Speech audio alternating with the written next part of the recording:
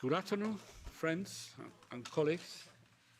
You're very welcome on behalf of the group of the Socialists and Democrats to the premises of the European Union that I'm sure most of you know before,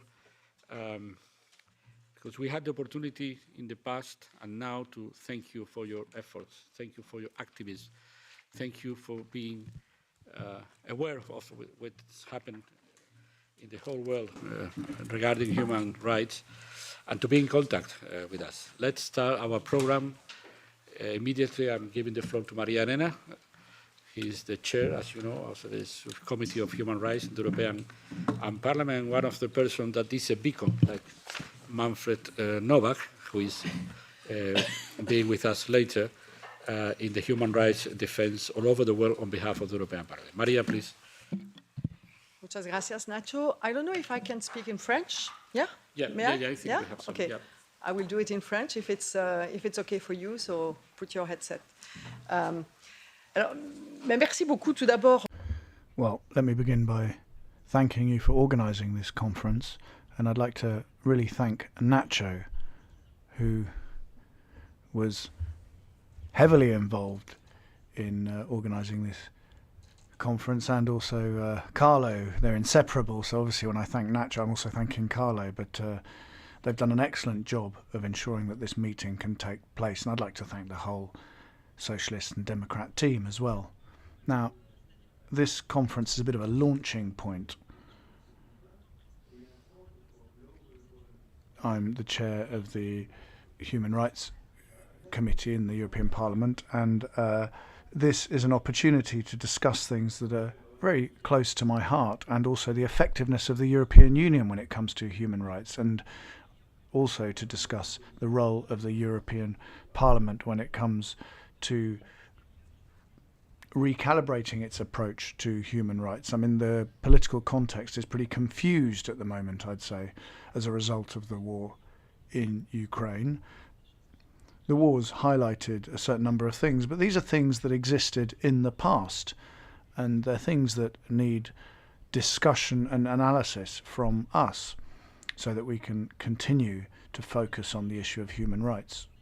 Now, we want today to be a day of reflection on how human rights can be dealt with in a cross-cutting manner through all our policies and all agreements we have, whether trade agreements or other agreements. I mean, we often work in silos, but human rights actually covers everything. I mean, when you talk about environmental issues, human rights are an important part of that. Commercial issues, trade issues, human rights are related there. When you talk about resources, we have waste management directives, we have rules on waste from batteries. Well, human rights count there too. So I think we really do need this cross-cutting approach. Today's conference is going to be organised into two panels. The first one will give us the opportunity to look at how the European Union deals with human rights and the tools it has available. There are many tools available. I was going to say a plethora, but it's not really a plethora. But there are many tools that we can use. But in the second panel, when we look at the application and effectiveness of these tools, we may well become aware that actually we don't always see these tools applied in the way that we would wish. We have to understand what's difficult when it comes to the application of these tools, sometimes even contradictory, and they may well benefit from being fleshed out with new tools. So we do have a lot of tools, and I welcome the fact that there are new tools on the way. We need to work to properly design those tools so that they don't make things worse rather than better. And let me take the example of the Directive on Due Diligence. We're aware that our colleague Lara Wolters is doing an excellent job of work in the Legal Affairs Committee when it comes to discussions on the responsibilities and liabilities of businesses. But we should be aware that the goal of this directive, as it was tabled by the European Commission, isn't really fully in line with the objectives of the Socialists and Democrats group. So we're going to have to do some important work to ensure that this directive is compatible with what we want to see it doing. And it was the same as we went through when we had the Conflict Minerals Directive. I mean, the Commission proposal was absolutely not what we wanted. And like salmon swimming upstream, we had to claw back certain things. We're going to have the same work that we're going to have to do on forced labour. This is a proposal that's in the pipeline. And again, we're going to have to correct whatever we're given on the table. We have GSP Plus, so market access linked to human rights issues. And as the S&D group, we will have to do some very important work on the Sustainable Development chapter of trade agreements. As you'll be aware, this is a request that came from the S&D group. It's a long-standing request of ours. We're now seeing the Commission starting to move on the Sustainable Development chapter and on the sanctions mechanisms that are included therein. As the Human Rights Subcommittee, we're delighted to see that things are moving now. It's always nice when things move your way. I mean, sometimes you get the feeling you're calling out in the wilderness, but now people are saying that we were right to call for this. Just like 5 years ago, when we said we didn't want special dispute resolution mechanisms in trade agreements, everyone said we were crazy, saying no investments would no longer be protected. But now there's no one who thinks that these dispute resolution mechanisms should be in trade agreements. Everyone says, I mean, incredible that we even had those. How could we have given so much power to businesses? So it's always nice to see that there is movement along those lines, and the goal today is to try and see how we can support that movement, how we can complete the work that we're currently doing here in the European Parliament. And all of this is extremely important because this issue of human rights is key. I mean, Nacho and myself were in an EU ambassadors meeting, so the ambassadors that represent us across the world, and they were saying pretty clearly, I think, and regardless of where they were working, Asia, Latin America, Africa, or elsewhere, they were saying two things. Firstly, Europe is a real driver, perhaps the only driver, when it comes to promoting human rights on the international stage. And when I say Europe, I mean the European Union, i.e. our delegations. And that's a positive thing, I think. But they were also saying that member states, because as you know, foreign policy is still comes under the remit of member states. And they were also saying that member states weren't taking any responsibility on human rights when it came to diplomatic representation abroad. Essentially, they just refer to the EU delegations. So there's good and bad there. I mean, it shows that the European Union has a role, and member states recognise that when it comes to human rights. That's seeing the glass half full, if you will, because I'm an optimist. But you can also see it as a glass that's half empty, i.e. this is an issue that isn't very important, so we'll let them deal with it. And that's pretty negative as an approach. And also, it doesn't feed into this idea of promoting human rights abroad. So we need to have this Team Europe approach, and that doesn't only relate to business. Team Europe relates to what's in the treaties, and the issue of human rights is well anchored there. That's something it's important to recall. So, thank you very much. And I really look forward to hearing the exchanges that are going to take place this afternoon. Thank you.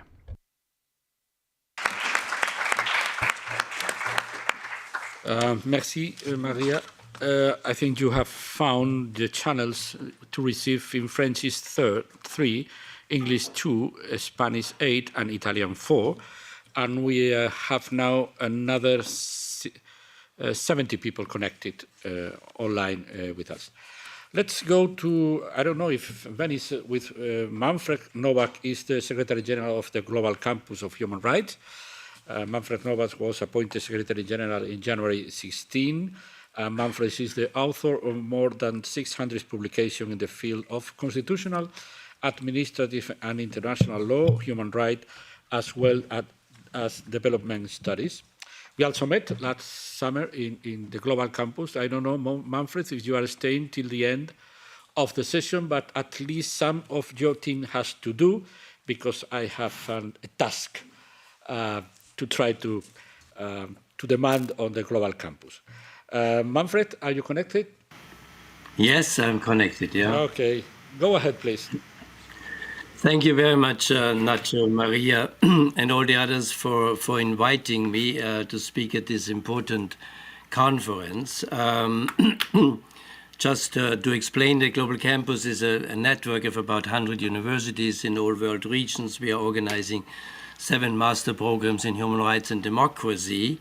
That is our core business, but in times of these enormous global challenges, we also feel a social responsibility of our member universities to take action wherever that is needed to support human rights defenders. For example, after the Taliban takeover in Afghanistan, we started a program with the support of the European Union to provide a safe space for Afghan students and scholars at risk in our universities.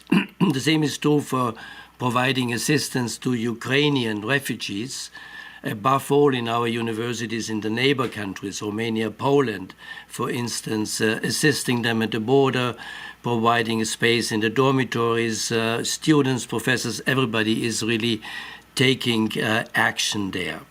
And with respect to supporting human rights defenders, we have a close cooperation, also memorandum of understanding with the European Parliament.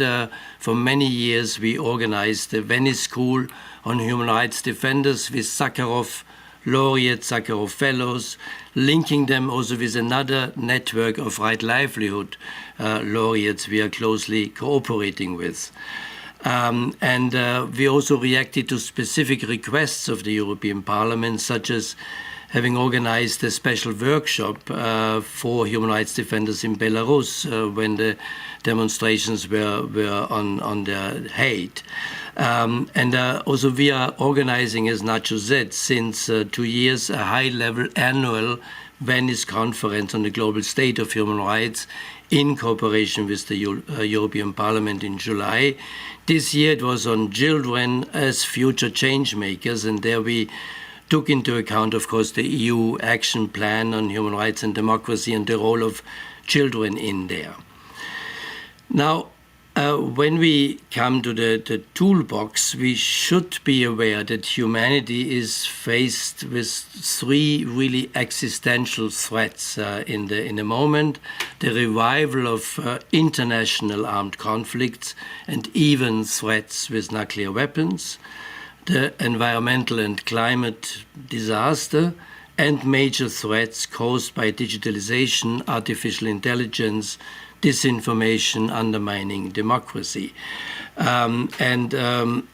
These existential threats undermine, I would say, the whole post-World War II architecture of multilateralism, security, development, and human rights. They require a concerted global response based on rationality on the one hand and a human rights-based approach. And as Maria already had said, the EU has the potential, it's the main international player to lead by example, to pushing human rights worldwide, but only if it is speaking with one voice and is consistent in its external and internal policies. So when we see the reaction of the European Union to the war in the Ukraine, there's always kind of problems to get the unanimity when Mr. Orban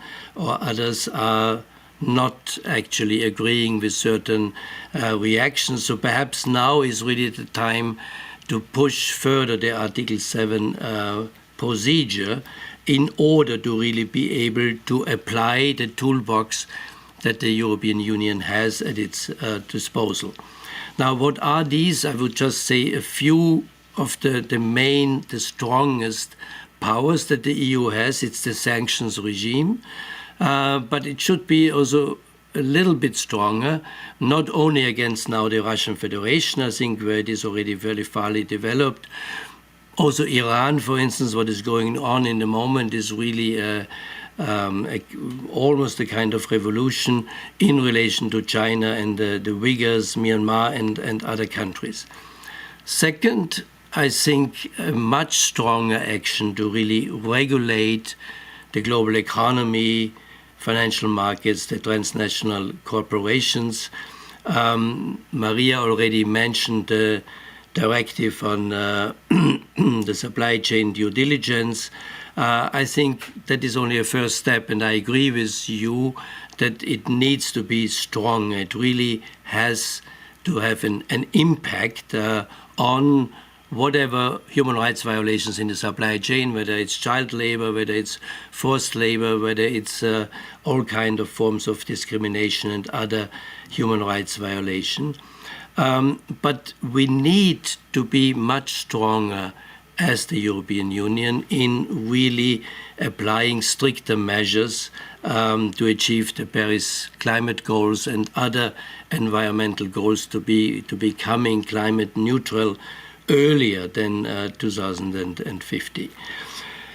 Another area which is partly foreign policy but also internal policy is, and that's what I mean with really speaking with one voice and being consistent, is to introduce a much stronger a real common EU migration and refugee policy with EU organs and not really only coordinating 27 different national politics. I think if we want to be taken seriously, then we have to stop the major human rights violations at the borders, the pushbacks, etc. More visa liberalization in relation to Kosovo, also towards the Balkans, to be very, very clear on Serbia, also on the Republika Srpska in Bosnia and Herzegovina, in order to really have the necessary carrots and sticks also to deal with these major issues. And the most important one is to find certainly an end to the Russian war of aggression against the Ukraine. These are a few of the tools that I feel are the most important today, but I'm looking forward to the discussion by all my colleagues on what are specific tools the EU can and actually shall apply. Thank you very much. Thank you, Manfred. It's always a pleasure to have you on board. Let's start with the first panel, the EU Human Rights-Based Approach, Introduction to the Updated Toolbox. And we are starting with Axel Marx. He is the Deputy Director at the Leuven Center for Global Governance Studies, the University of Leuven, founded in 2007, is a center of research on humanities and social science. Marx has been their research manager and senior researcher. That's your time. Thank you. Thank you very much, and thank you very much for inviting me to speak here. As said, I'm Axel Marx from the Leuven Center for Global Governance Studies, and we have been doing research on the interrelationship between trade policy on the one hand and human rights on the other, and more broadly also on the interrelation between trade and sustainable development. And I was asked by the organizers to frame a bit the overall, let's say, interactions between trade policy and the trade policy toolkit of Toolbox to address human rights concern. My colleague, James Harrison, who will speak after me, will also then delve into some of the issues I will mention. We have a bit of a, let's say, division of work in the sense that I will provide a bit of a broader picture, and then James will introduce some specific challenges based on the research which has been conducted. Next slide, please. So what I will first do is maybe say one or two words about international trade, why it's important, and also how it's changed Then, and we already heard about that earlier on, some of the human rights concerns related to trade and the commitments actually of the EU to address these human rights concerns related to trade. And then I will briefly go into, let's say, 4 elements related to the commitments by the EU or related to the toolbox of the EU with regard to trade policy, namely some general commitments, the developments in the area of free trade agreements, FTAs, which the EU is very prolific, the application of the General Scheme of Preferences, GSP, which has an important human rights dimension. And then finally, I will touch upon some of the regulatory measures which were also already mentioned earlier on, especially with regard to due diligence regulations. Across these different tools in the toolbox, I think there are some common challenges and common concerns, and I will briefly touch upon those as well. Next slide, please. So let us start with international trade and why trade policy is important. We already heard Professor Nowak say that one of, let's say, the important elements is to regulate more the global economy as an important tool to address human rights concerns. And trade is, of course, an important component of the global economy. And trade has proliferated exponentially over the last 5-6 decades. And what you see here is a graph from the WTO, the World Trade Organization, basically plotting the evolution in the volume of trade, starting with a created index on import and exports, which they fixed in 1950 on 100, and then plot over the last 7 decades, the strong increase. And you see 2 dips on 2008 and 2009 with the financial crisis, and of course 2019, 2020 with the COVID pandemic. But overall, the trend is very a strong increase. And that, of course, makes a lot of our economies very dependent on the international trade. We need international trade for jobs. We need international trade for actually essential goods and so on, of which some consequences we see now. But trade has become an important engine of economic development. So on the one hand, we need trade to develop. Second important element to note about trade in our current discussion is that over the last decades, trade has not only increased in volume, but it has significantly changed in the nature of trade. And we highlight that with the emergence of what we already heard, supply chains, global value chains, and so on. The products we have today are constructed on parts which come from all over the world. And producers seek opportunities, cost advantages all over the world to gain competitive advantage. And this change in the nature of trade towards global value chains poses very specific human rights concerns. But if the regulatory measures on due diligence might work, it also offers some opportunities to address them.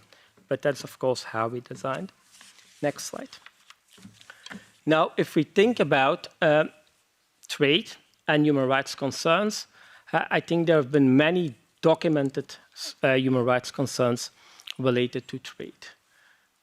We all hear about the race to the bottom, and that's basically the lowering of social and environmental standards to gain competitiveness.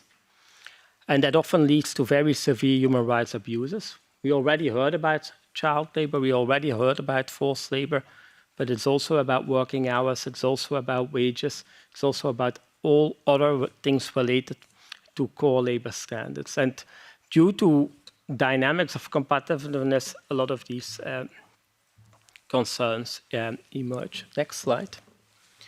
We also heard specific, I think this, that we also heard the specific concern about what companies are doing. And in 2019, we published a report actually for this European Parliament on access to remedy of human rights for human rights abuses by companies in third countries. We try to understand whether and how victims could get access to remedy if they were confronted with a human rights abuse by European companies and third countries. And we actually analyzed more than 30 cases.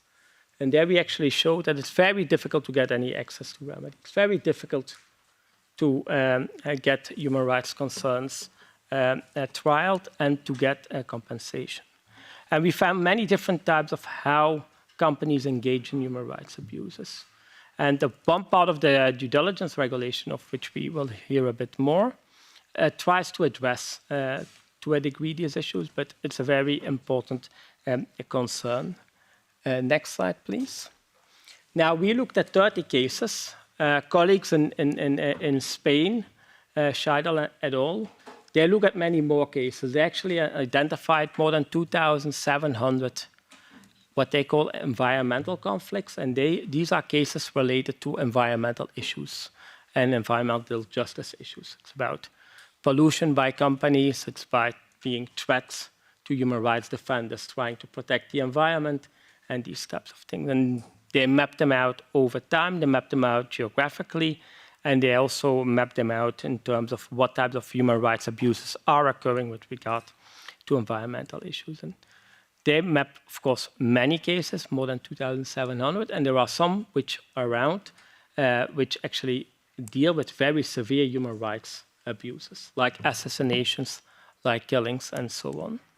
And these are often also related to globalization dynamics, to global economy dynamics. So we have very strong concerns related to the operation of the economy, of global trade and international trade with regard to human rights protection. Of course, that's been recognized for a long time, and a lot of actions have been taken which tries to integrate it. And in that respect, the EU already has taken action. Next slide.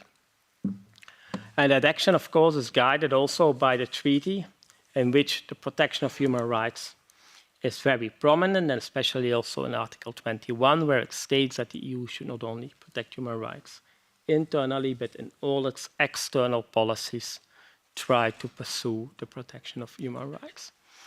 And of course, as an exclusive competence, EU trade policy is a very important instrument to do that. And over time, the EU has tried to integrate or is integrating human rights concerns in different instruments related to trade policy. And in the first step, in terms of the operationalization of that, there have been already many commitments made on integrating human rights concerns in trade policy. Next step. And these have been, I think, underlined by EU leaders in several occasions. They have been stressed in many different documents. All recent trade strategy documents refer very explicitly to that, and especially also to sustainability protection. So there's been, let's say, a movement of trying to integrate human rights into trade policy. Next slide. Now, how does the EU try to do that?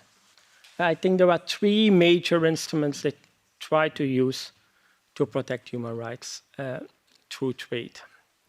And of course, we can discuss later the effectiveness of these approaches and the concerns and the challenges. One is the use of free trade agreements. The EU is very active, very prominent in trying to negotiate free trade agreements. And in that effort, they try also to include the protection of human rights. And it does that in two instances in a free trade agreement.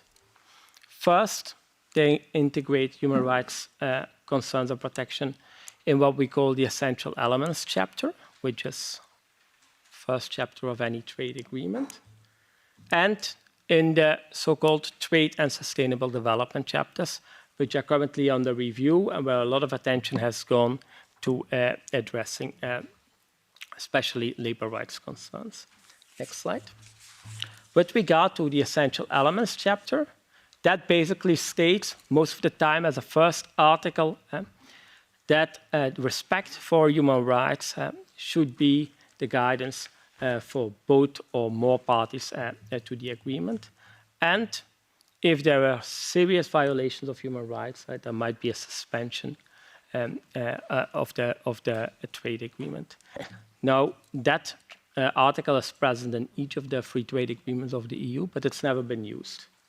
And for some free trade agreements, I think there are serious concerns on the human rights front, but potentially it's there to use it.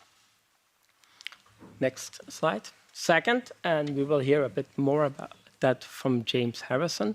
There are the trade and sustainable development chapters in free trade agreements, which are there to actually foster dialogue and to try to promote this idea of taking sustainability and human rights concerns in trade relations. They often have a broad scope, but they're also quite unique if you compare it to many other free trade agreements of many other countries, in that they try to not only stipulate certain commitments, but they also try to set up an institutional mechanism which monitors the implementation and so on. On the monitoring of the implementation, on the enforcement, there are, of course, many debates, many discussions, many skeptics, and we can return to that. But there's a tendency by the Commission to integrate it and try to strengthen it. How far it can go, what the results are, is, of course, open for discussion. Next slide.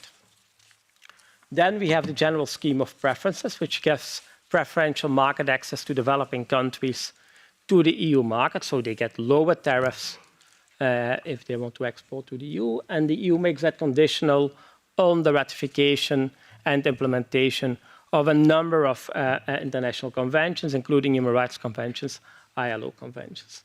This regulation has been active since 1971. It's currently under review because there needs to be a new regulation by 2024, but that's a very strong instrument potentially to try to foster at least some awareness on human rights concerns in some of the developing countries. But also, as most of you will know, there are a lot of cases where there's a lot of debate on this and how to strengthen the overall approach to GSP. Then, finally, next slide, we have, of course, what we also heard already today, a new development, and that's so-called regulatory measures which integrate a due diligence approach in global value chains to address human rights.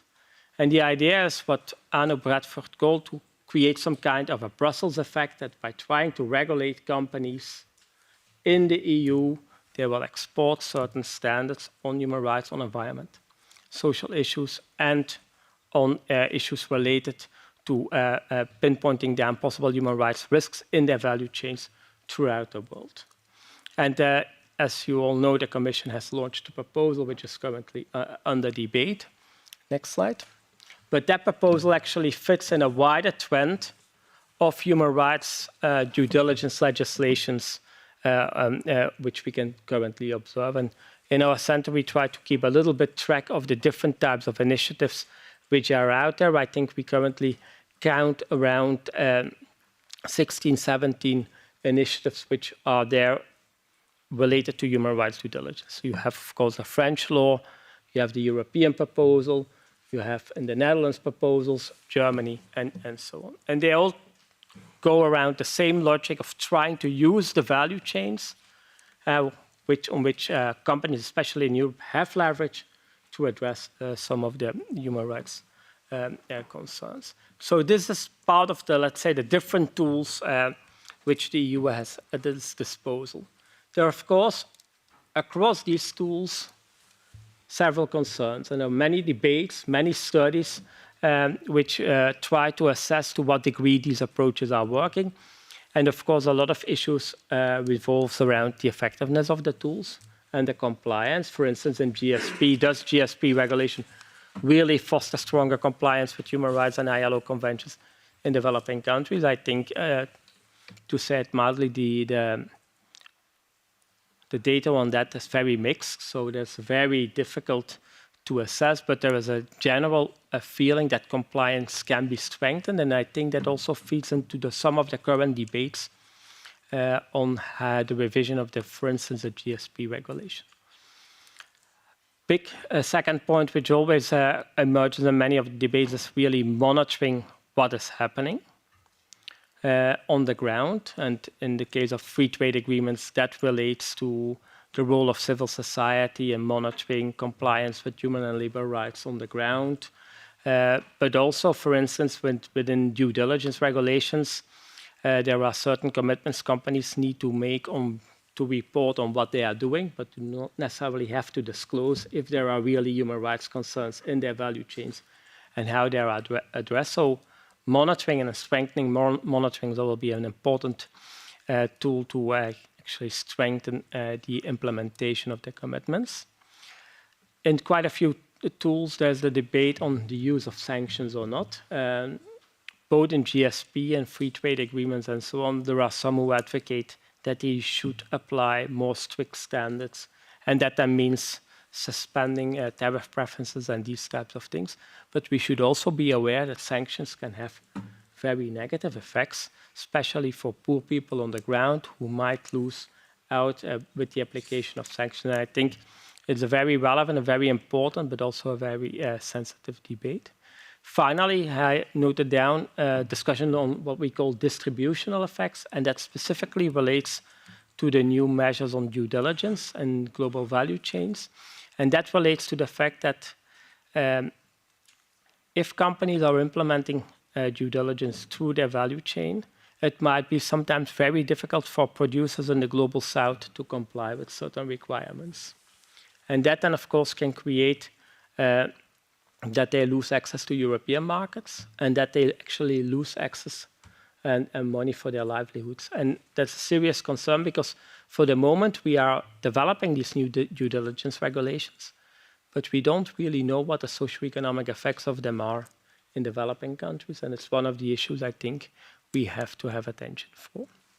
So that's in a nutshell, I think, a bit of the overview of the EU toolbox with regard to trade policy and how it relates to human rights.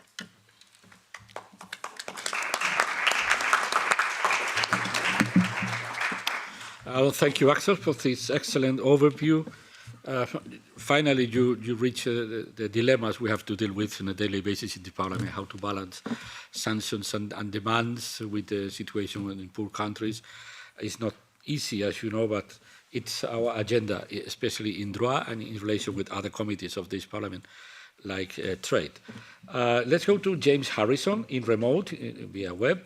He's an academic who researches on human rights and environmental impacts of economic laws and regulation, has written on human rights, environment and trade, worked with numerous NGOs, United Nations agencies, and international organizations, including the Council of Europe and the Office of the United Nations High Commissioner for Human Rights. James, I hope you are there. Can you...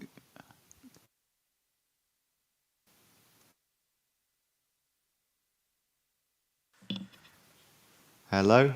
Yes. Yes, okay, you can hear me. Okay. Perfect. Now it's okay. Thank you, James.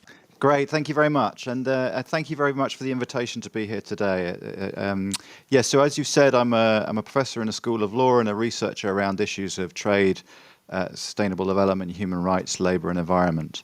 And yes, just building on really on what Axel said before and completely agree with the issues that he's highlighted and the challenges.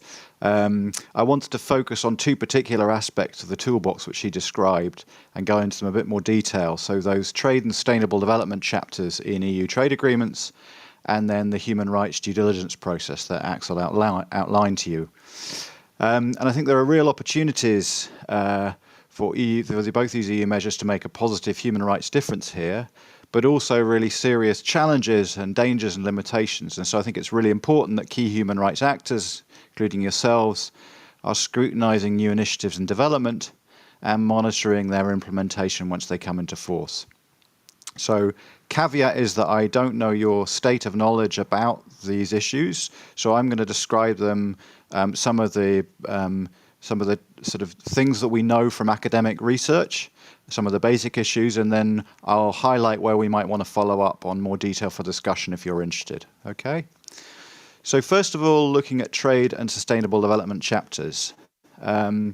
We've had these chapters in EU trade agreements since the 2011 free trade agreement with Korea, and before that even the CARIFORUM EU Economic Partnership Agreement contained very similar provisions from 2008. So we've got a relatively long period to assess what their impact has been. And I want to split their broad scope that Axel was talking about, just crudely for the purposes of this discussion, into two basic types of provisions. So we've got commitments for trade partners, as well as actually the EU as well, to improve national level protection. So most notably, to ratify and effectively implement ILO core conventions and commitments in relation to environmental treaties like the Paris Agreement and the UNFCCC. So that's one set of commitments. And then we've got another set of commitments to make trade between the parties more sustainable. So generally cooperative provisions on, for instance, sustainable forestry, fisheries, biodiversity, corporate social responsibility, and even human rights due diligence. So neither of these sets of provisions have been traditionally found by academic research to be very effective. So commitments on conventions, the trade partner government officials have seen those as externally imposed by the EU and so haven't seen them as a sort of priority for implementation. And EU officials have generally had a limited understanding of domestic political dynamics in trade partner countries and so have struggled to make progress on them as well. And then secondly, those commitments to make trade more sustainable have generally been in the form of soft cooperation, which has been found by research to often be vague and restricted in scope, vigor, and potential future impact. So there have been problems across the board with the effectiveness of these provisions, and there's been a series of reviews to try and improve their effectiveness. And the latest was in July this year, and the Commission made commitments to improve the focus of sustainability objectives and to improve monitoring and enforcement of provisions. So there's a detailed set of recommendations for how this will be done. And we'll have to see how this plays out. It's early days, obviously. And again, I can say more about this in discussion. One thing it's worth pointing out is the focus has been very much on the, in terms of enforcement, is on the dispute resolution provisions. So how these are enforced, and an idea that you have a harder enforcement process in future trade agreements. And perhaps not enough focus on the provisions themselves. So making sure that they're tightly defined, that they use language that's sort of mandatory, shall, not should, or take steps towards, and those kind of issues.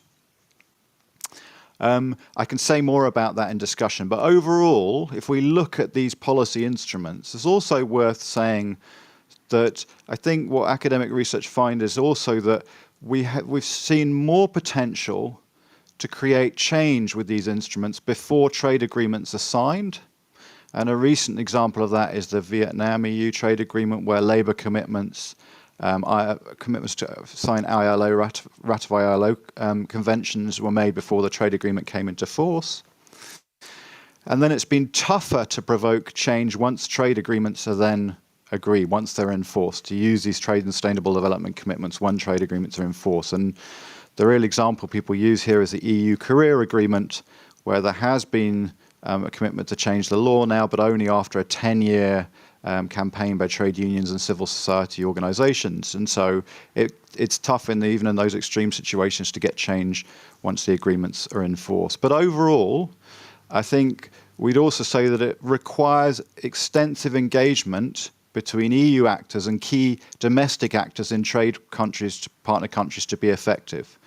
So with members of parliament, with trade unions, with civil society organizations, to understand the campaigns that are happening domestically and to try and tie EU demands into those kind of domestic campaigns. And so I think human rights actors like yourselves can become involved in that and very effective in those processes.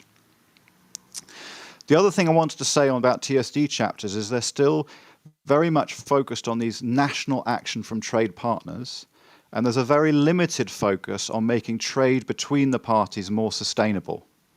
So in the latest Commission proposals, there's only one new promise really to prioritise market access for environmental goods and services, and no real further attempt to think about how expanding trade may lead to increased production and trade of unsustainable goods. And there's really just a vague commitment to consider that in the context of sustainability impact assessments.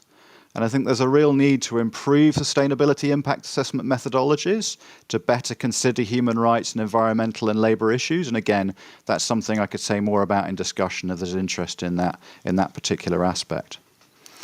And there's also missing elements as well, I think, from the discussion. So no attempt to use differential tariffs to achieve social and environmental objectives, which has been a proposal made by a number of actors, including the Netherlands and French governments. And no consideration of dispute settlement focused on corporate actors, as we've seen in the US agreement with Mexico, Canada, and the US. So again, I could talk a little bit about those models if there's more interest in thinking about those as a potential additional tools for trade policy. Interestingly, and Axel touched upon this as well, unilateral trade policy is kind of much more a bit ambitious on this trade agenda. So these proposed regulations on deforestation-free products and on forced labour, the idea is to prevent goods being placed on the EU market that are produced with forced labour or through action that increases deforestation. And again, I can go into the detail of these proposals in discussion, but they're likely to have much more impact on trade between the parties than the TSG chapters in trade agreements, because they cover all EU trade, they set enforceable conditions, and they don't need to negotiate it with trade partners. We'll have to see what the final proposals look like. But I suppose one concern there is, will they take into account sufficiently the concerns of trade partners about these issues? So I had some discussions with civil society organizations in Brazil and Indonesia about the deforestation regulation, where questions are raised about definitions of key terms, the effect on small and medium-sized enterprises, and who will bear the costs of upgrading. So the kind of concerns that Axel was talking about when thinking about the effect of these instruments on third countries. And that's a particular concern of unilateral measures, because they haven't been subject to those processes of negotiation. So if I'm still okay for time, I just wanted to move on and talk about due diligence briefly. So this is the other policy instrument I wanted to discuss. And due diligence is important to several of the initiatives I've already discussed. So it's part of the deforestation-free goods and forced labour regulations. There's a due diligence component to that. But I wanted to focus on the more general human rights due diligence initiatives that Axel talked about, and how they're expanding. So in addition to those that Axel talked about, there's also a number of proposals in South and Central American countries who are considering legislation for human rights due diligence. So I think this is a really important global phenomenon, and potentially one of the most important policy mechanisms for holding companies accountable for human rights issues in their supply chains and for taking action on them. But also lots of debates about about the problems and limitations of mandatory human rights due diligence. So with the EU directive, we have debates about its scope and the nature of the legal liabilities it creates. And I suppose beyond that is the key question of, will the EU directive and other initiatives improve human rights outcomes on the ground? And I've recently finished interviewing more than 20 of the leading human rights due diligence practitioners who undertake human rights due diligence for hundreds of companies worldwide. And what I got from that research was, I think at the moment we have not enough focus on the process by which human rights due diligence is done. So it's generally a process that involves consultants working for companies. So understanding how those actors work is vital, how the work that consultants do and the interactions between those consultants and companies to produce the human rights due diligence is vital. And I just want to give you 3 key insights from those interviews I've conducted and the research which is ongoing into that. So firstly, there are many inconsistencies in methodology in the human rights due diligence that is done by these consultants for companies. So in an extreme example, for some practitioners I spoke to, human rights due diligence involves many weeks of talking to rights holders in the field. For others, it's a desk-based risk analysis. So that's an extreme example, but there are many, many more inconsistencies between different methodologies, and we have to understand them and I think gain more consistency about method in the field. Secondly, this whole process is very dependent on the consultant and company relationship to make it work. And I catalogue lots of issue of pressure from companies on consultants at various stages of the process, in terms of the price of the work, the scope of the due diligence process and the findings that they produced. And I think we have to understand these pressures and help consultants to be truly independent in the process of undertaking this human rights due diligence for companies. And I can say more about that as well if people are interested. And thirdly, I think we've got to be really concerned about the great expansion of human rights due diligence that this mandatory human rights due diligence legislation in the EU and elsewhere will cause and what it will do to quality. So at the moment, we have a small number of expert consultants who are doing this work for a small number of companies who are mostly doing it on a voluntary basis. And soon we're going to have thousands of companies who will be needing to do this on a mandatory basis. And there is a real danger of a race to the bottom. There will not be the expert capacity from the human rights consultants out in the field to do this work. There'll be the entrance of a number of purely commercial providers, and we need to make sure, we need to think about the work that's likely to be done as a result and the quality of the work that will be done by these consultants. One final comment then, just about the EU directive more generally. It also includes a complaint mechanism. And complaints mechanisms are becoming a more important mechanism for dealing with corporate human rights issues. So this is really exciting, and I've done a lot of work on what makes for an effective complaints mechanism in relation to corporate conduct. And I think the EU regulation here needs to do a lot more on setting out vital aspects of what a robust complaint system is in terms of its independence, its accessibility to rights holders, and its ability to provide a remedy to them. So again, I can talk more about that in discussion. But overall, I think, just reflecting, I think there is a real need for detailed engagement from concerned human rights actors all the way through the initial development of these policy tools to the way in which they are implemented in practice to ensure they really make a difference to the human rights situation on the ground. Thank you, James. Again, like in Axel's case, you raised some of our concerns that we had to deal with on a daily basis, mainly how to enforce our capability to put in place the provisions of our trade agreements. And for that reason, the second panel is from advocacy to action, not always easy. We have time for a couple of short questions or comments to our first panelists, if we want to keep our schedule. Is anyone in the hall or among 100 followers of the session able to, wishing to ask some question?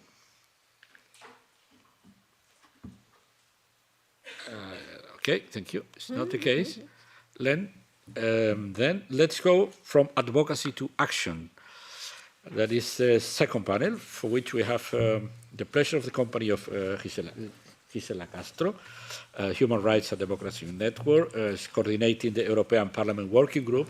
It's checking us or testing us in our compliance, contributes to the enhancement of the European Parliament action on human rights and democracy, and supports the European Union role as a global actor on these issues through engagement with the Committee on Human Rights and the Committee on Foreign Affairs. Gisela, it's tu turno. Gracias. Hello, everyone. Indeed, I work at FIDH, International Federation for Human Rights, but I'm here representing a wider network of NGOs, HRDN. It's about 60 organizations that work on human rights, democracy, and peace. And I coordinate the European Working Group in that network. I just wanted to say that the talking points that I have prepared have been prepared with the help of our members, so it reflects the views of most of our members.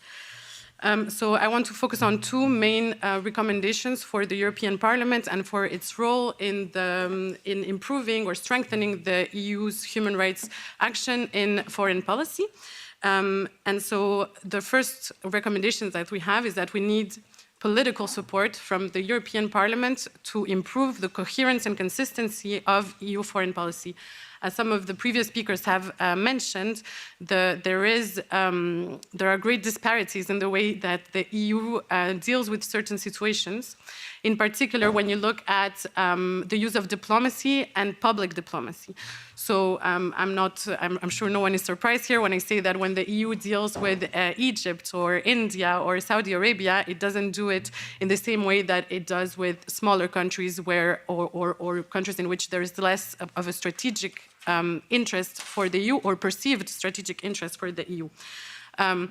And so from HRDN, we obviously challenge those disparities in the sense that we believe that they encourage and reinforce a sense of impunity for the perpetrators of human rights violations in those countries, because they see that there is no consequence of their violations on their the regime's stance on the international scene.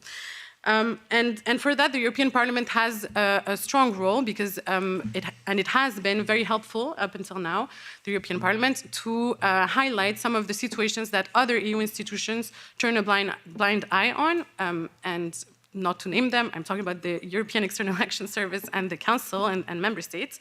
And so on some of the countries that I just mentioned, Egypt, for example, the European Parliament has been very helpful in adopting resolutions, talking about the situation and addressing recommendations to other institutions, and kind of keeping them in check, keeping them accountable.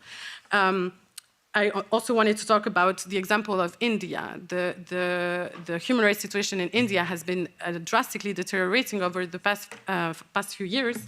And there is a coalition here of NGOs that has been working to put the human rights situation in India on the EU's radar. And it has been very difficult.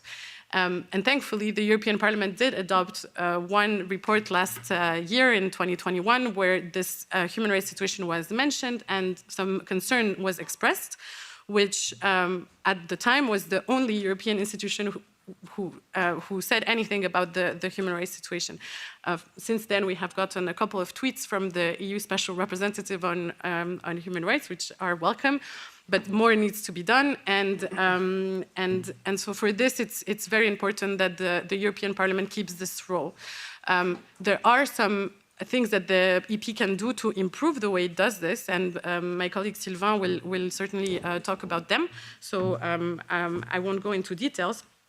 The second recommendation that I wanted to make is also about political support, but specifically for civil society and human rights defenders. Human rights defenders need the financial support that the EU gives them, but they also need political support. And for that, HRDN is currently working on two initiatives on which the European Parliament has been very active. One is improving access to visas for human rights defenders, and two is improving the implementation of the guidelines on human rights defenders by the EU delegations. And I know, again, that the Parliament is very active, proactive, and that help is noted and welcome. So I won't go into details. I'm happy to develop in the discussion if you're interested. But I did want to talk about another aspect of this support to civil society and human rights defenders, which is access, civil society access to EU institutions. HRDN, our network, conducted a survey this year in the spring on how our members accessed the EU institutions and whether and how was the quality of those interactions. And what the results were was that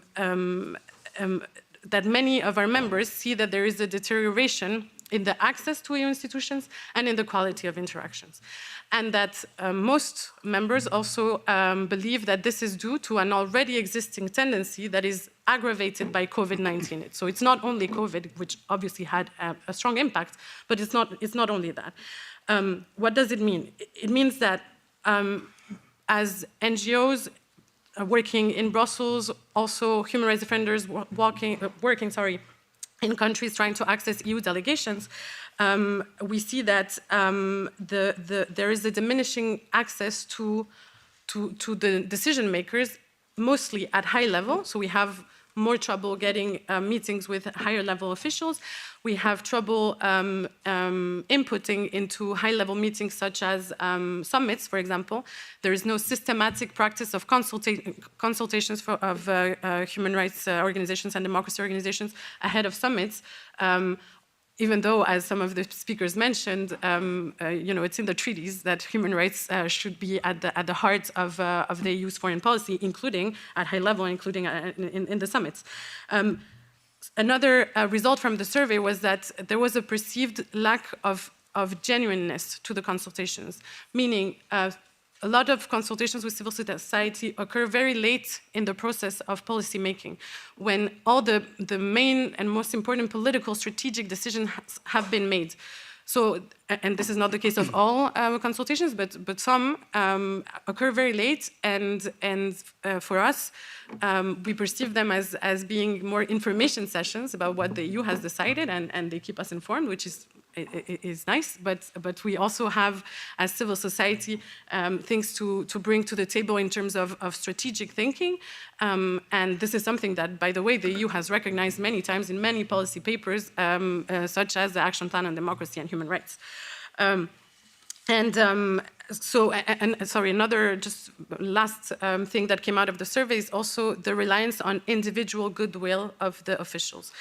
Most of the time, whether you have a good interaction with one aspect of the part of the institutions or another depends on who holds that position at that time and whether this person is keen on interacting with civil society or not.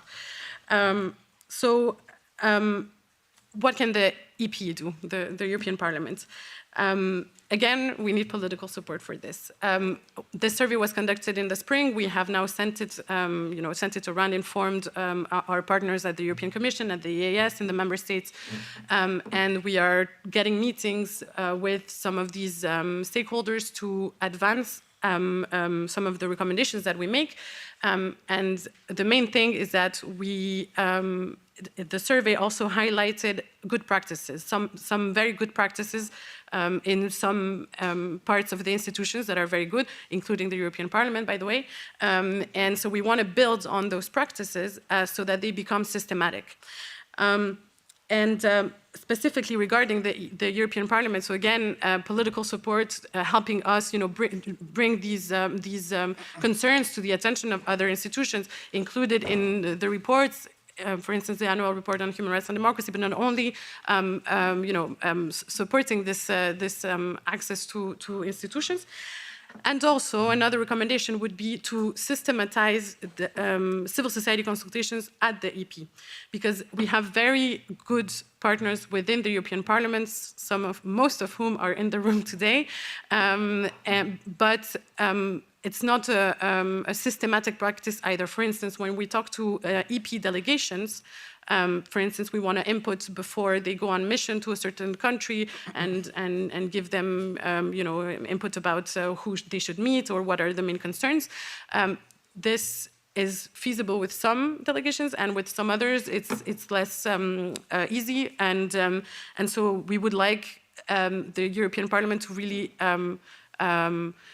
improve the consistency in the engagement with civil society, and so initiatives like the one today, this event today, is extremely welcome and should be replicated many times. These are the main things that I wanted to say. We have many other recommendations on how the European Parliament can improve its support for human rights. My colleague Sylvain and Tika will definitely share some of them, but we have a lot of written also documents that I'm happy to share with the audience today, so that you can see what our network thinks can improve the work of the European Parliament. Thank you. Thank you, Gisela. Yes, you are touching. You are touching very relevant issues in our daily work also. Sylvain, it's your turn. Sylvain is representing Euromed Rights. He's head of advocacy in this organization. He has professional experience with NGOs, and the United Nations, and the European Parliament in the field of human rights, humanitarian aid, and international development. Sylvain. Thank you, Mr. Sanchez Amor, and thank you, Gisela, for making my presentation easier. So yes, I'm head of advocacy at Euromed Rights, which is a member-based organization working on human rights, democracy, and the rule of law in the Euro-Mediterranean region. And we are also a member of the network that Gisela mentioned, the Human Rights and Democracy Network. And as Gisela did, I'm going to share an NGO perspective that I believe and know is tends to reflect the views of many of my other colleagues who work on advocacy at EU level and, of course, on human rights, democracy, and the rule of law. And in my case, I'm going to raise two main points, one on urgency resolutions and the other one on mainstreaming human rights throughout the work of the European Parliament. If I start with the first one, the urgency resolutions, so urgency resolutions are the monthly resolution adopted in the plenary. They are very useful because they highlight flagrant violation of human rights across the world. And it has had an added value from our perspective as NGOs. They not only highlight problems, but they contain calls to actions, which we believe, and calls to actions directed at the EU institutions. And we believe that they are one of the most, if not the most interesting a piece of urgency resolutions. And despite not having any, maybe not any, but despite not having a specific legal bite to them, urgency resolution, they do send a message to civil society organizations and human rights defenders in the affected, in the specific country. And what is very interesting is that, again, despite the legal bite to them, they very often stir reactions from the government authorities of those countries, which shows that it has an impact. That is for the added value.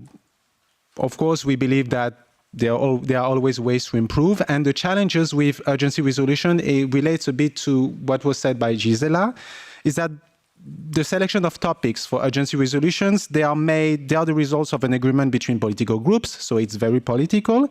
But sometimes from the NGO perspective, we deplore that there are, in some cases, a form of double standard, meaning we select some countries and topics instead of others, even though we can argue that in some cases, they are all deemed, some of them are very urgent and concern flagrant violation of human rights.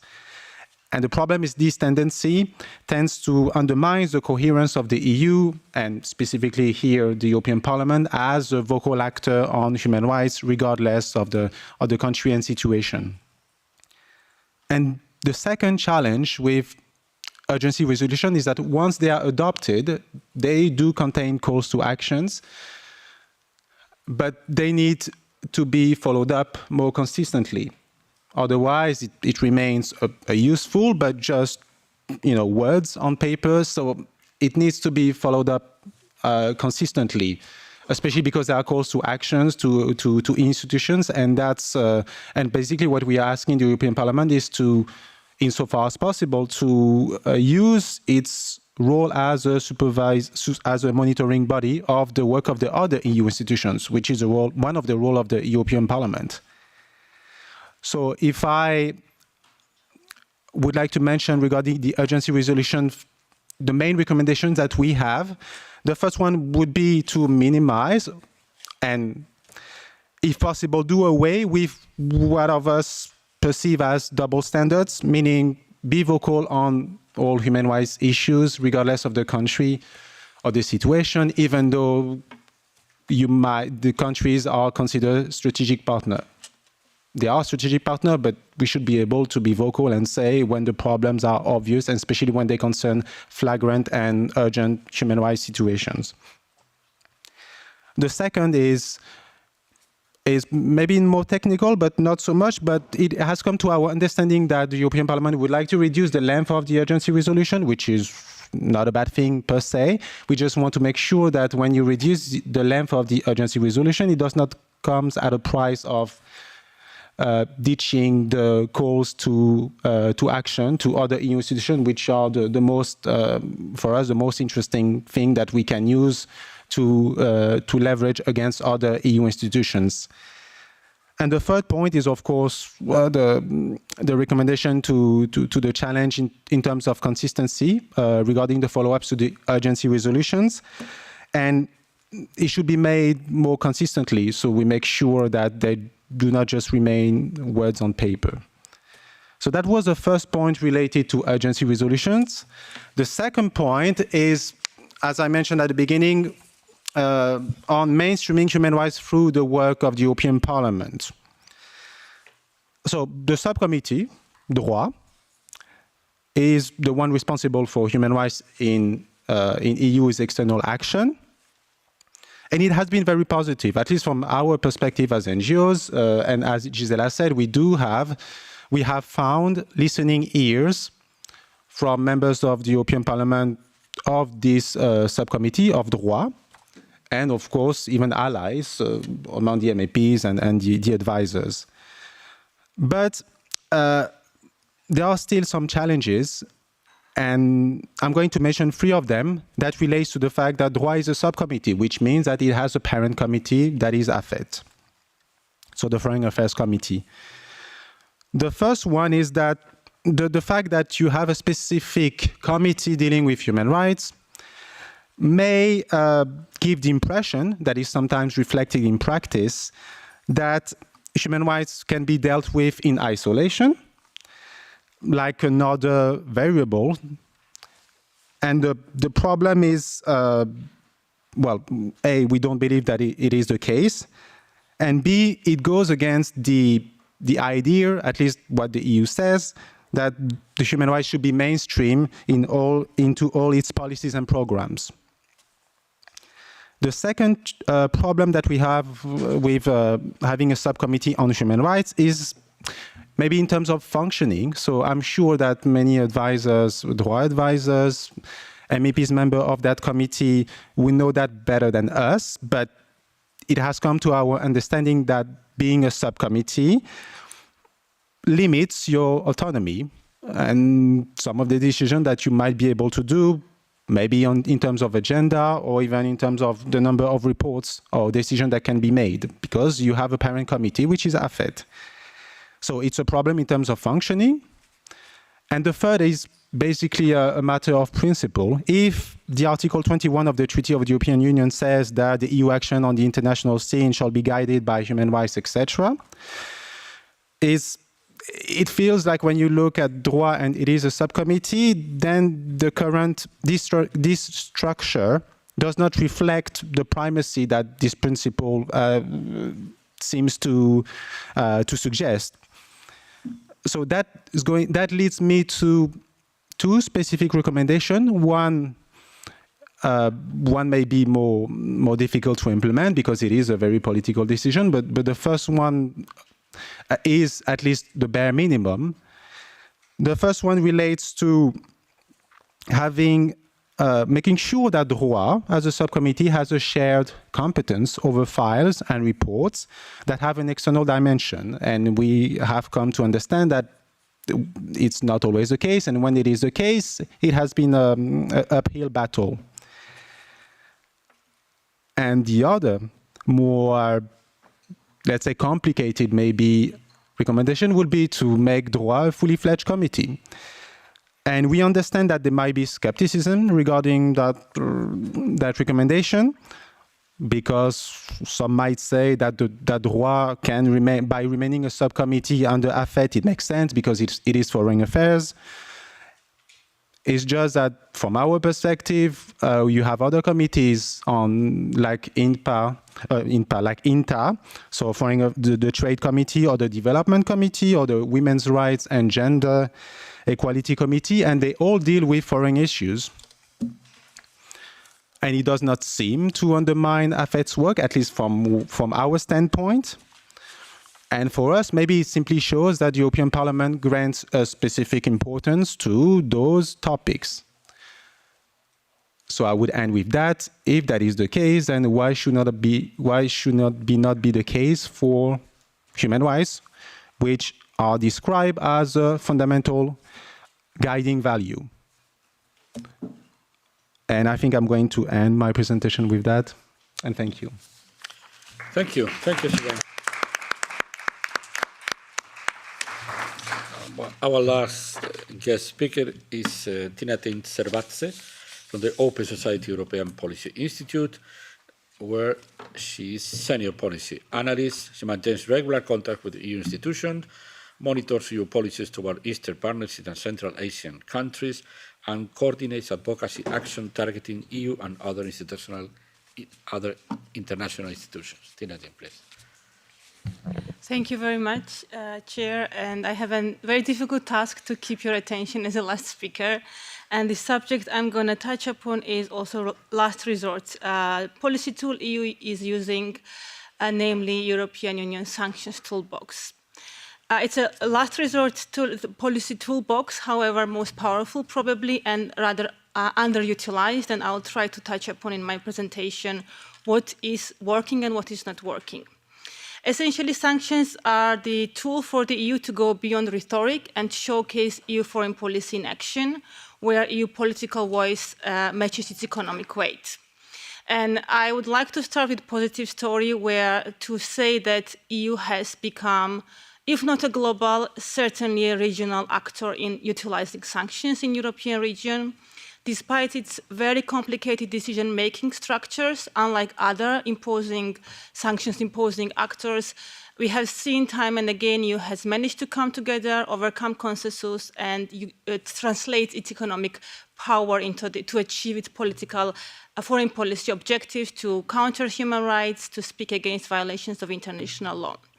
What we have seen also is, against the backdrop of impossibility to use UN as a sanctions-imposing instrument, we have seen increased use of unilateral EU sanctions. Out of the 40 regimes currently in place, we have seen 25 are unilaterally adopted by the EU, and EU has 4 thematic regimes. We have seen also over the last decade consistent transposition and adherence to the EU sanctions by other non-EU European countries, such as Norway, Switzerland, Liechtenstein, enlargement and neighboring countries. There is a recent study about this by the European Security, which has showed the consistency of this transposition. And this is very important when we talk about effectiveness and efficacy of the EU sanctions, not only how they are designed, but how much they are adhered or transposed by others. And the last point in this section I would like to make is a new type of multilateralization in the face of collapsing UN as a multilateral space where sanctions can be imposed.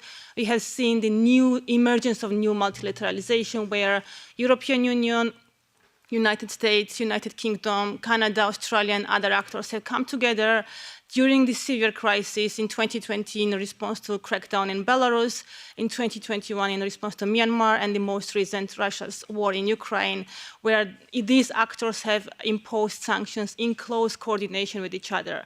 This doesn't mean there are complete overlap in designations, but there is a strong political signal sent by these actors denouncing human rights violations jointly. What I want to do now to touch upon on 2 things, the EU's use of human rights sanctions and what it can do better, and EU's lack of anti-corruption sanctions. EU adopted global human rights sanctions regime in 2020, and it's one of the forms of multilateralization of the sanctions because other actors such as United States, UK, and Canada already had such regimes in place. And EU is not novice in human rights sanctions utilization. Out of the 40 sanctions regimes, 16 are on the human rights theme. But the adoption of this sanctions regime has raised expectations that EU can use sanctions, human rights themed sanctions in a more flexible manner and responsive in situations where there are impossibility to impose country regimes. What we have seen till now is underutilization of this regime. It's been 2 years. It will be 2 years in December. The regime has been adopted. I don't want to make this about numbers only, but numbers are important indicators, but there are much more qualitative indicators we can look into probably. There are 23 designations in 2 years, 18 individuals and 5 entities. Only 6 countries globally have been targeted and only 4 regions. Out of the total designations, vast majority, almost 45% designations are all related to one country, Russia, and I think there's a greater need to diversify the pool of countries where EU can respond in much more flexible and responsive way to human rights violations. Other issues mentioned during the presentation about trade is the effectiveness, monitoring, and enforcement. These are all very, very important aspects of sanctions. I think I can repeat everything that was said by a previous speaker, so I would like to put it there that for sanctions to be impactful, all these three factors are important. Regarding civil society, I will not dwell upon the role of civil society. It has been mentioned many times in this House.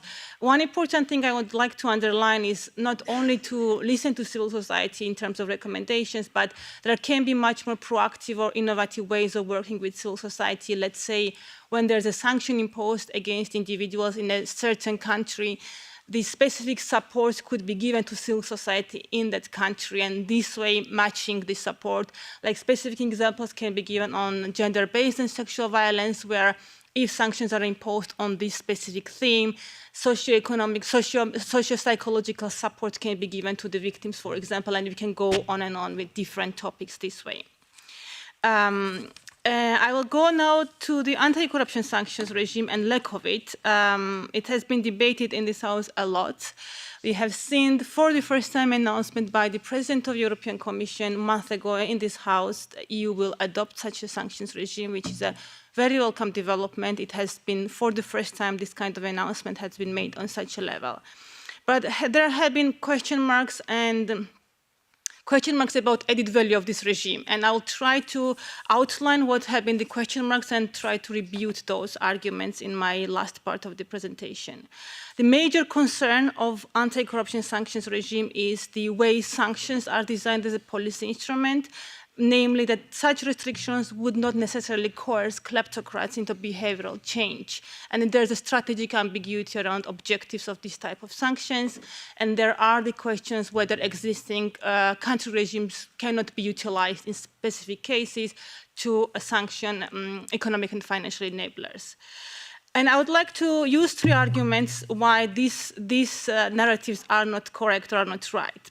First of all, we should try in the policy debate, at least, even if not in legal terms, look at sanctions outside of the box of coercion. Anti-corruption sanctions can be effective to disrupt the networks, specifically to disrupt kleptocratic networks. Traditional way of looking at sanctions is coercion and paying gain approach. However, we shouldn't discount the constraining and signaling effect of sanctions, where these kleptocrats, for example, they try to stack their ill-gotten assets in the Western financial system. Second aspect to look is at disabling networks. And this is an important lesson to be learned from the counterterrorism sanctions. 20 years ago, when counterterrorism sanctions were designed, they were not designed with objective in mind to change the behavior of terrorist groups. They were designed with an idea to cut off their access to the Western financial system, and this objective has been achieved, and we should look at anti-corruption sanctions with the same prism, that we should disable their access to the Western financial system. And here multilateralization is key, because if you have one actor imposing sanctions to a specific kleptocrat, they might have access in other currency or in other jurisdiction, and that's why multilateralization is key here. Linking to the same point, my second point will be the protecting the integrity of the domestic institutions. We know all too well that there are the ill-gotten proceeds come to the Western financial system, and it really erodes the trust of citizens in democracy, in rule of law. And here it's very important we have whole of the government approach when we talk about anti-corruption sanctions. It's not only an instrument to punish somebody outside, but it is also to protect integrity of domestic institutions.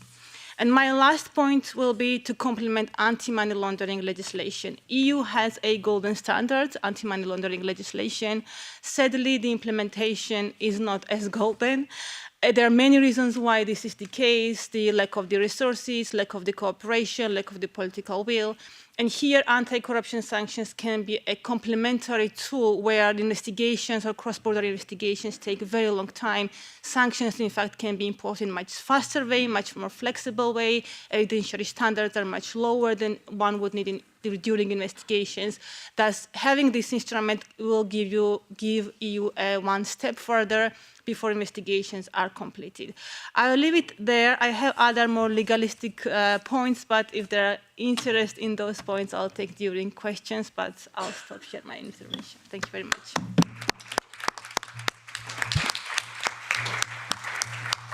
Oh, thank you, Tina Ting. I'll go later to many issues that has been evoked in my final remarks, but before I would like to offer you, Isabel, or any other person in the room, question or short comments. Please, madam.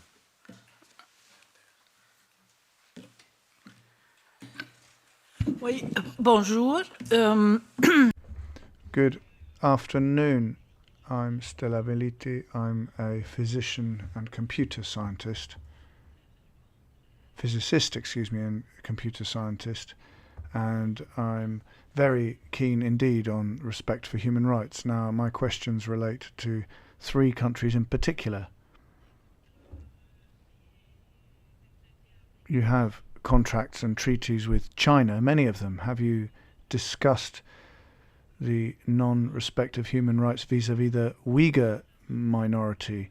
They're in concentration camps. Women are forcibly sterilized by the Chinese government.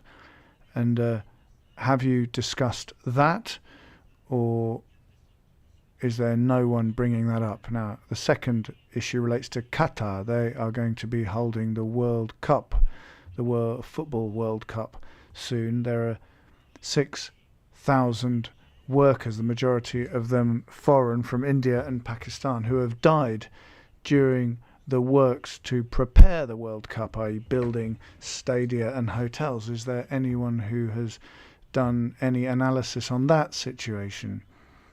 Because 6,000 workers is a lot of deaths. That's a large figure. In addition, in Qatar, there is an Islamic government, regime, women are kept in semi-slavery, etc. So this is a question of mine.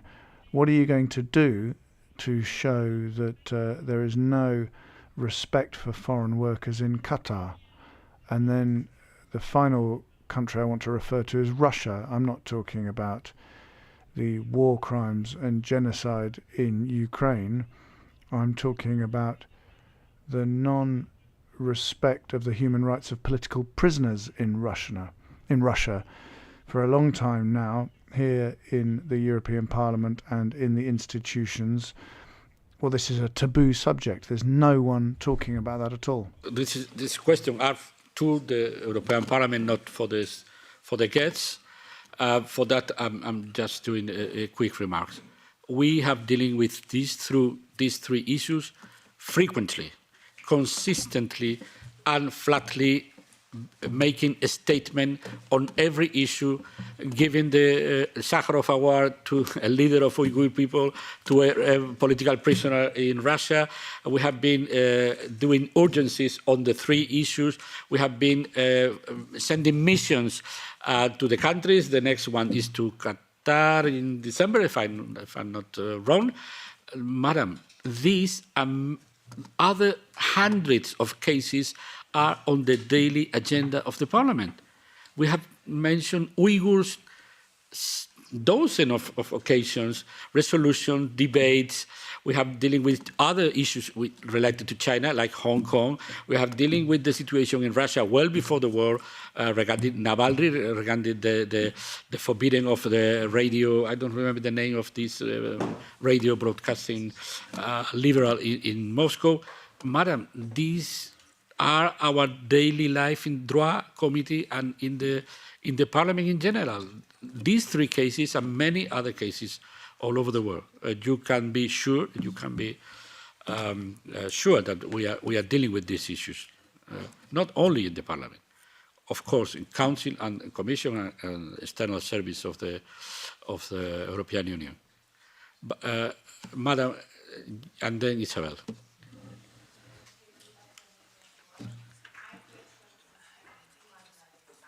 Could you speak a little bit loud, please? The microphone isn't on. It's a microphone. Yeah, my question, first of all, I would like to thank you so much for the efforts you are doing towards human rights. But my question is, what measures are the human rights action taking to help the stranded students from Ukraine who are Africans? Because as an advocate, we are facing many challenges they are finding it difficult. Their rights are being violated, they are being traumatized, and still now they are finding it difficult to settle in any European countries where they found themselves at. Still now we are trying to fix things for them, but it is so difficult for them. What measures is EU taking to help these students that are stranded, and they were students in the Ukraine, but due to war, their rights are being violated, and still they are trying to find it difficult to come together, to come out from this trauma? Sure, I have no. Isabel, do you Can have I come any in? more information on that, please? Even without voice, I can try to answer you a little bit. In LIBE, that is the committee in charge of these kind of issues, we are following the situation of African people that were studying in Ukraine and are trying to reach European countries. And what is in the measures adopted is that they have the same rights as Ukrainian people. So European countries should receive them and give them the right to asylum and to fulfill, to follow their studies and their condition of living. Thank you, Isabel. This is migration is on LIBE committee, the European Parliament, not in DRA. Do you want to add with your voice? Yes, with my voice in these conditions, I would like to underline here one thing that is very important for us, but is a point for a reflection among us parliamentarians and with external action. Of course, it's very important to have this sanction regime. It was a huge step, but it can't be a target step in some countries. And we need to address that risk that we are facing now. We are seeing this tool very much focused in some countries and forgetting other countries and other situations. That is one point. The other point is, of course, in situations that we know very well, that we can't work with authorities by many issues, violations of human rights, corruption, money laundering, etc., etc., etc. We need to work with civil society. That is the only formula for a change in the countries. But when we work with civil society, we need to don't forget the little organizations, because many times the support that is given by European Union is being given to big organizations and forget little organizations that are working every day with the people on the ground. And it's very important, don't forget them. Thank you. Tirething on the first question on the geographical scope of sanctions, and then you both on the other issue. Thank you. I agree it shouldn't be the anti-corruption sanctions particularly, but any horizontal sanctions shouldn't be, it should be depoliticized to a degree possible.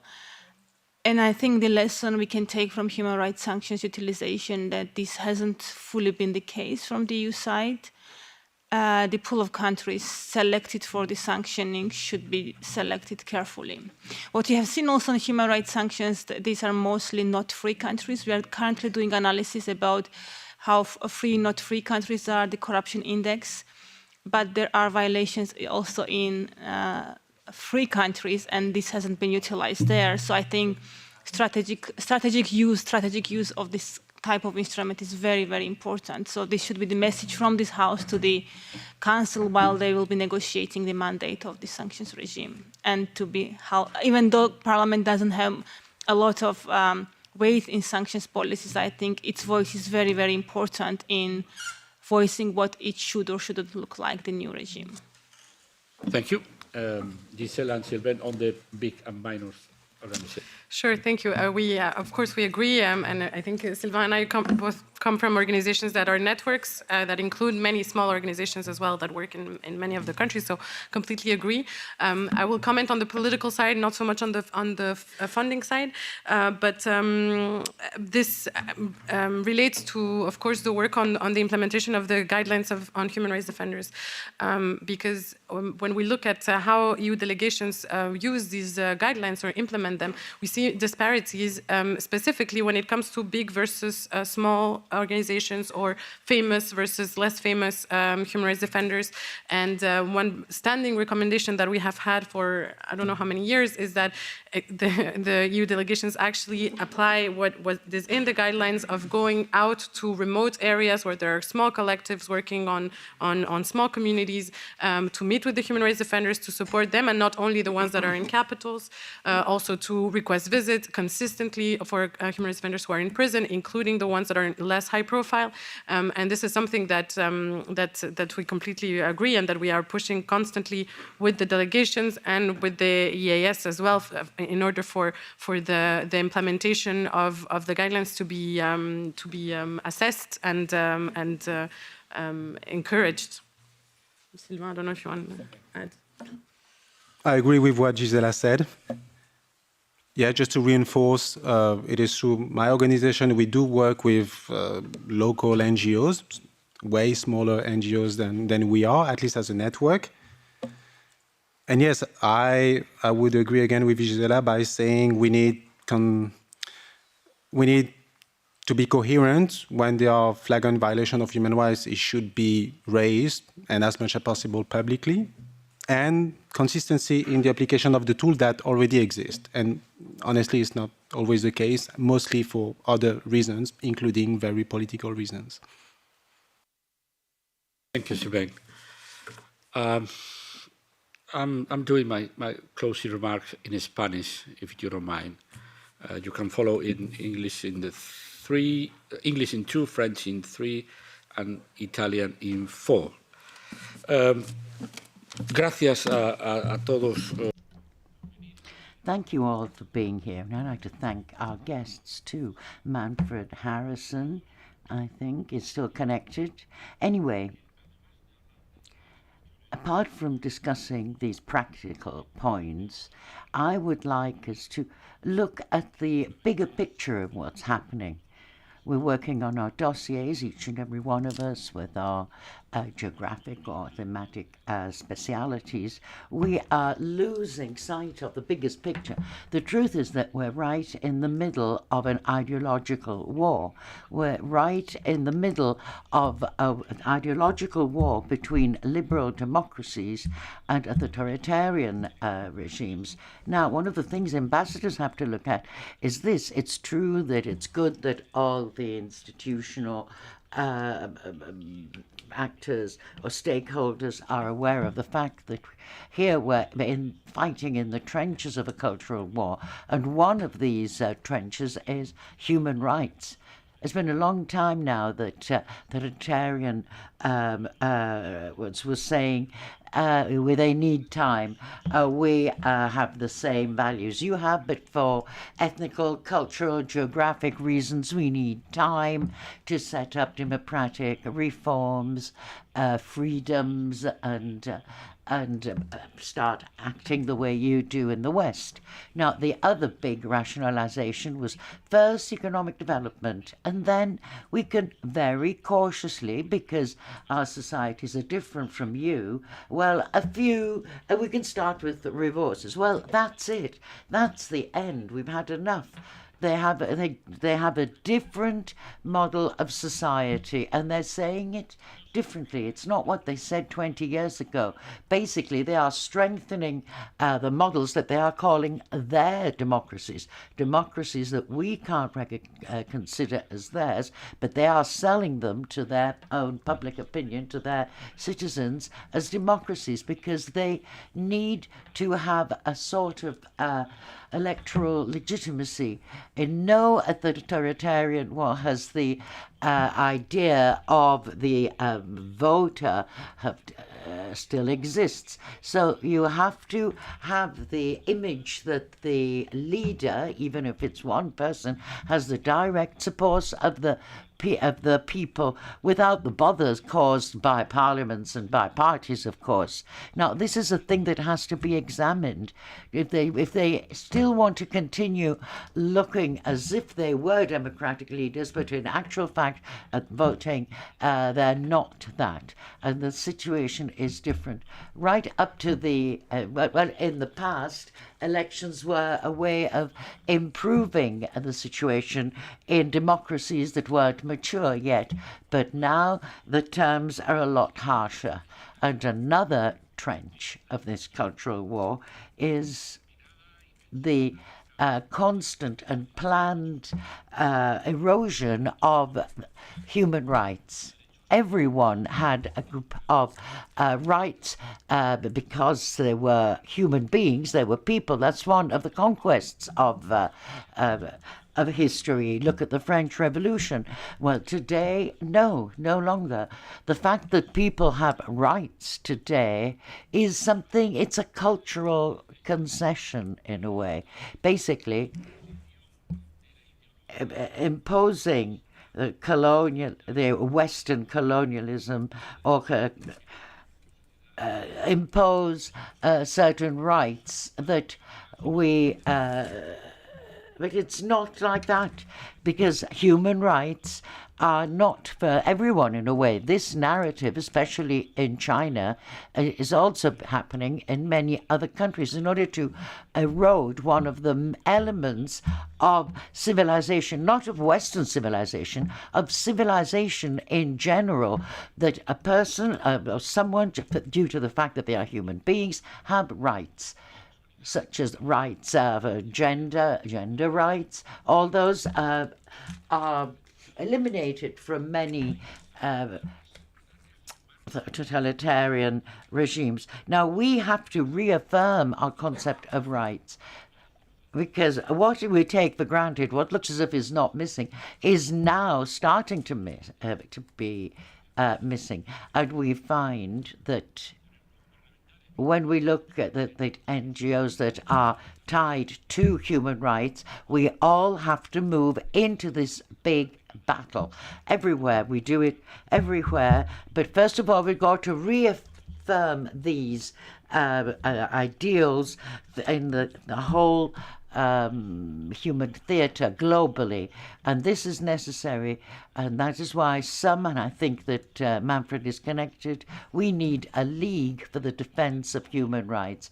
We have to go to public opinion.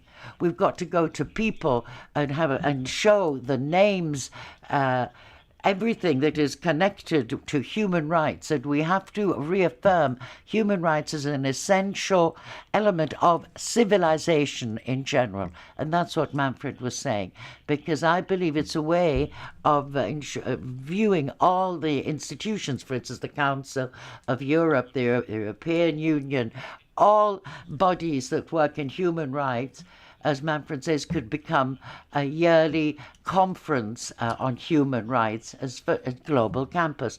A global campus is not a public institution, and it's not a political institution. It's a grouping of universities from the whole world. And next year, they could have a session where we can reaffirm our commitment against this authoritarian view of rights. Then there are many other points that were raised here, as Axel was saying. In the EU, it is not common that the constitutions of the various member states saying that their external policies are tied to rights.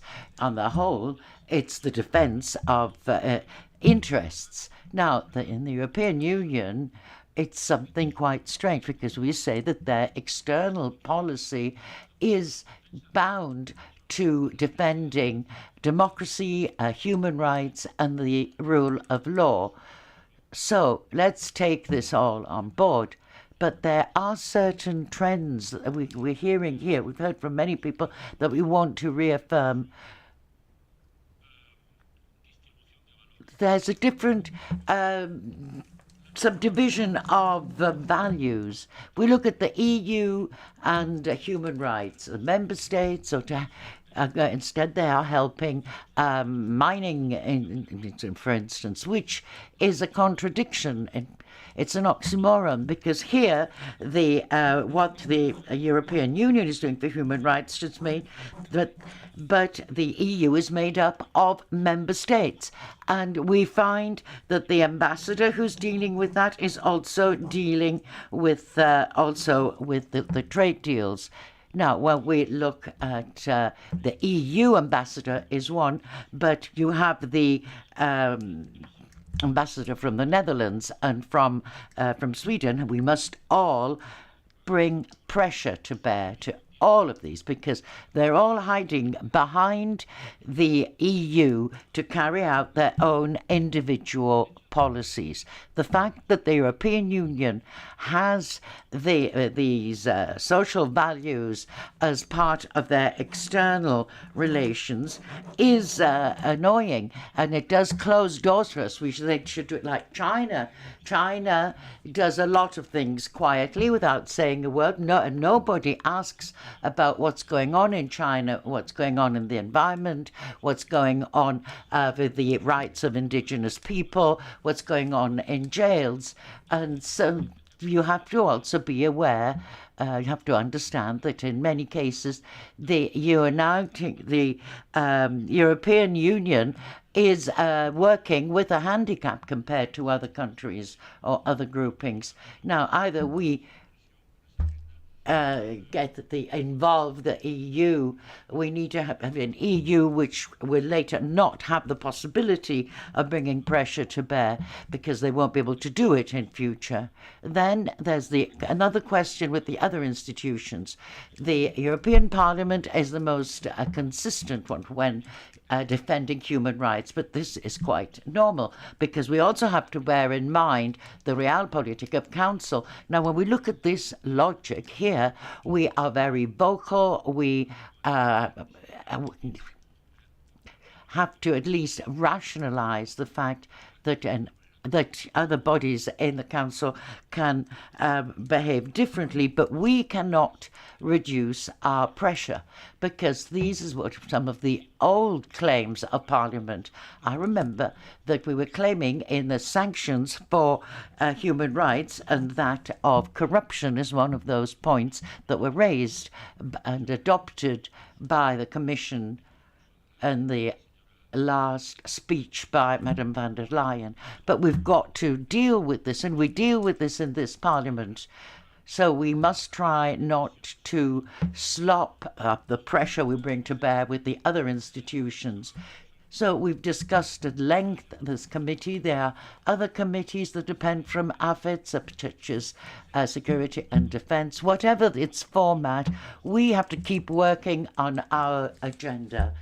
We might have more limitations in future in order to carry forth many of the dossiers, but as a committee and with the direction of Maria Herrera, this committee is working on a very complex agenda without limitations, and we have a very weighty agenda, a very complex agenda.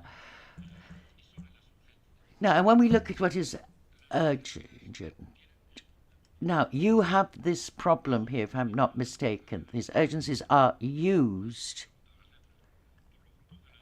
by the right-wing groups to support their political agendas. So it's been obsession. They were obsessed with talking about Cuba and Venezuela, and they had to do that constantly. And now we're talking about Nicaragua as well.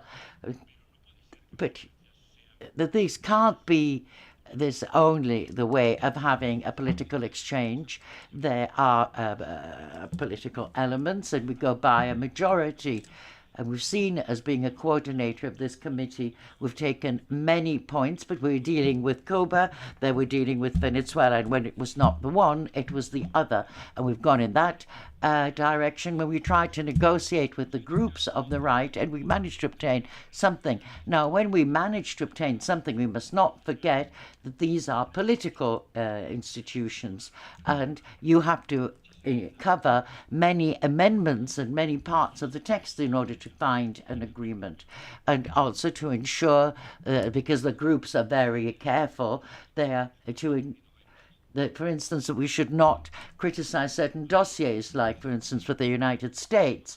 Well, so we have to vote, we vote separately, but when no one has big ideological interests in a specific country, as we see a fortnight ago, with Haiti, no problem. We had a message that we were concerned about Haiti. There was an agreement in a few hours, and we managed to have an agreement. But it was Haiti. They've got no oil.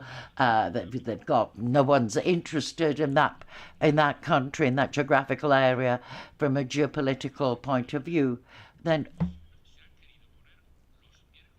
we've also dealing with it in the Wednesday evening at a moment which is not visible at all, and so as to ensure that the end of the Wednesday evening, so as not to give visibility. Now, these things are followed though by the country and involved. They are important for civil society of their countries, and it appears on the social networks. So if we bury all this to the Wednesday afternoon, we start losing credibility. And this group has always tried to resist this new type of planning. And we try to do a follow-up to all of them. They all take place. They all followed up in this committee, and we asked the Council and the Commission to tell us what they've been doing with these dossiers. Now, we don't often have a good result, but sometimes, yes. Now, on relevance, importance. Now, I was quite surprised at one point. We spent a lot of time here discussing, and we find that we often we find ourselves in a difficult situation. Someone said to me that she came to another city to thank me because, thanks to a resolution from a year and a half ago from the European Parliament, she managed to find a house. Now, it's good that sometimes there is a real result, but we also have to be cautious.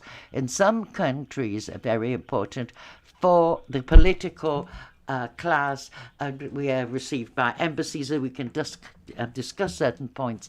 Now, in other countries, not at all. For instance, I work with Turkey. Turkey couldn't care less. There's not relevant. It doesn't appear in the newspaper. No one calls you to mention the harsh declaration. They just absorb it because there's also the possibility for the government to bring pressure to bear on public opinion. But these are elements we can use. Now, there was something Gisela said. We should thank for all the letters we've received. Many of your delegations send us these letters, but you must.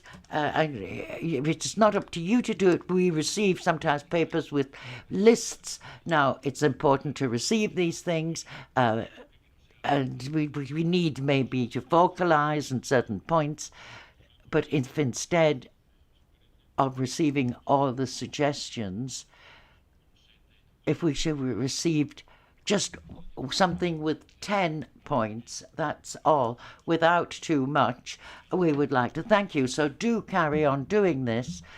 And if you can't reach an agreement, send us what you have, but don't have someone there for one day to fill out 5 pages with a list. Just tell us what the points are, which specific cases, and then we can deal with that.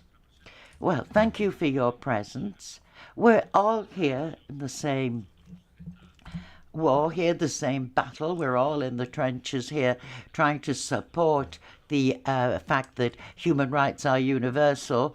There will be many more battles. We see here with the